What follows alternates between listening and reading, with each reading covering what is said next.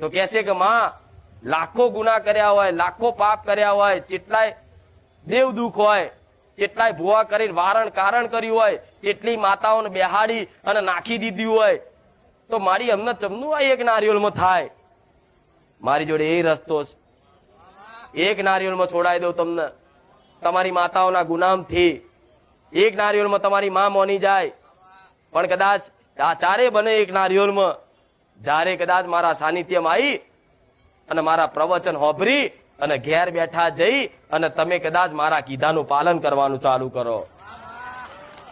હું કહું કે દીકરાઓ, તમે અત્યાર સુધી તમારી ઉંમર 40 વર્ષની છે, તો 40 વર્ષ ઉંમરથી પહેલા તમે બહુ પાપ કર્યા, બહુ ગુના કર્યા. નોનપણથી જ્યારથી તમને સમજણ આવી ત્યારથી જ તમે બહુ પાપ કર્યા.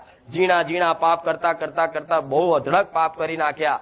પણ ભલે પણ આ 40 વર્ષે કદાચ એ માણસને, એ દીકરાને જો ભોન આવ્યું હોય ને કે મારી અજ્ઞાનતામાં આ બધું બહુ ખાધું પીધું, બહુ લોકોને મારઝૂડ કરીને, બહુ નેહાકા લીધા, માં બહુ લોકોનું પડાઈ લીધું માં.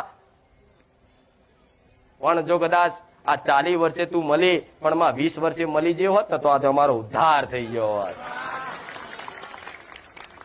પણ 20 વર્ષે ના મળી એનું કારણ છે કે તમારો સમય લખ્યો તો આટલા વર્ષે, તમારો આ સમય નિમિત્ત બન્યો